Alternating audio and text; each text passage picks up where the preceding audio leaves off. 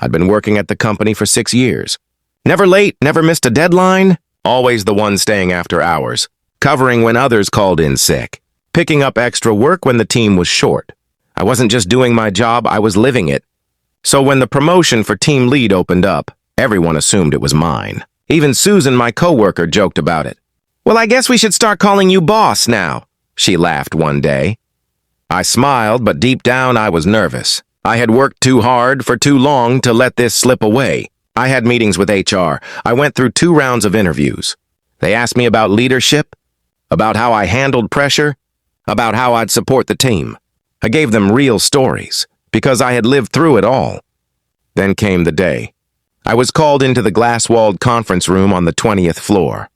My boss, a polished man with expensive shoes and a permanent smirk, was sitting at the head of the table. He leaned back in his leather chair like he was the king of something, and then he said it. "Congratulations, Patricia. We're giving the promotion to Susan." I froze. At first I thought I misheard him. My ears rang like I'd been slapped. I managed a weak, "Sorry?" He repeated it. Slower this time, smugger. "You're a great asset, Patricia, really. But Susan has potential. She's more client-facing, you understand?" I didn't understand.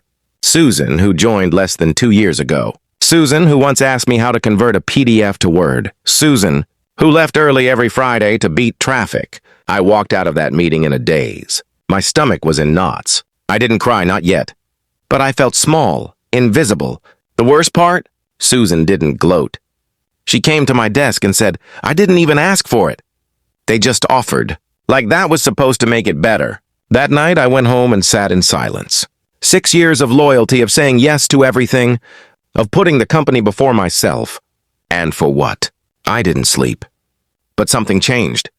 The next morning I got up, opened my laptop, and updated my resume. I didn't even wait for the weekend. I started applying, quietly, smartly.